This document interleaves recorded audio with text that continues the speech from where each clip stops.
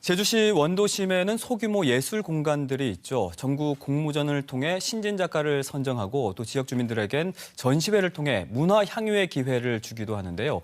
최근 한 전시회에서 아동학대를 주제로 곰곰이 생각하게끔 하는 한 신진 작가의 작품이 관심을 받고 있습니다. 작가 유단슬 씨가 직접 설명하는 작품들의 메시지 7시 문화 현장에 담았습니다. 함께 보시죠.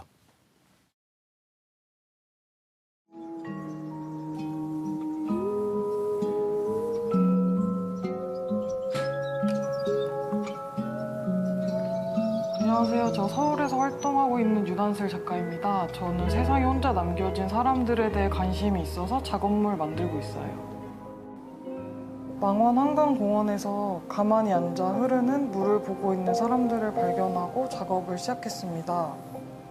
각자가 갖고 있는 사연과 고통을 생각하다가 아동학대에 관심을 갖게 됐는데요. 제가 작품을 제작하려고 자료를 수집하던 중에 무용고 사망자에 대한 기사를 본 적이 있는데 그때부터 아동학대에 대해서 관심을 가지게 됐어요.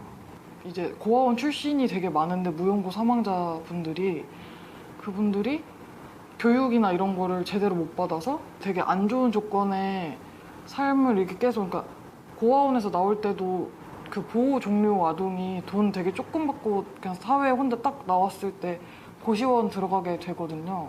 그래서 그런 걸 이렇게 보니까 아동학대에 대한 걸로 이제 제가 관심이 많이 생겨서 예로부터 할머니와 엄마들이 장독대에 정화수를 떠놓고 물에 비친 달을 보며 가정의 평화와 자식들의 안녕을 빌었다고 하죠.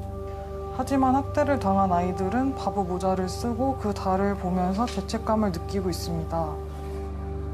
저게 바보 모자라고 서양에서 저희 나라 생각의자처럼 체벌 방식으로 썼던 도구 중에 하나인데 이제 제가 아동학대에 대한 작업을 진행을 하다가 그걸 장치로 쓰면 좋겠다는 생각이 들어서 가지고 와서 쓰게 됐고 이게 정서적으로 이제 어릴 때부터 그러니까 엄마가 특히 많이들 하시는 말씀 중에 내가 널 어떻게 키웠는데 뭐 너 때문에 너를 낳아서 내 인생이 망가졌다라든지 그런 말씀을 많이들 하시고 그걸 경험했다는 사람들이 많은데 이제 그렇게 양육 환경에서 성장을 하고 나면 애들이 그런 죄책감을 가지고 크는 과정이 되게 많다는 거를 알게 됐었고 그래서 그 죄책감이라는 거를 제일 크게 설정을 했던 것 같아요.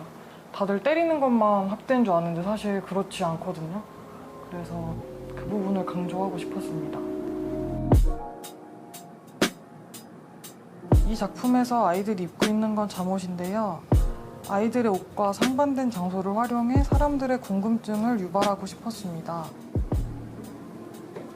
제가 작업물에 거의 인물상이 나오게 되는데 이제 그 의상도 이제 의미 있는 장치로 활용을 할 수 있을 것 같아서 이제 고민을 하다가 아동학대가 주로 이루어지는 장소가 집 아니잖아요. 아이들이 최후의 안식처에서 사실 당하는 폭력이라서 잠옷을 설정해서 작품 제작했던 숨 놀이터에 아이들이 모여있습니다. 가만히 보면 아이들 모두 하얀 베개를 꼭 안고 있는데요. 혹시 블랭킷 증후군이라고 들어보셨나요? 자신이 소중히 여기는 물건이 곁에 없을 때 불안해하는 증상을 말하는데요.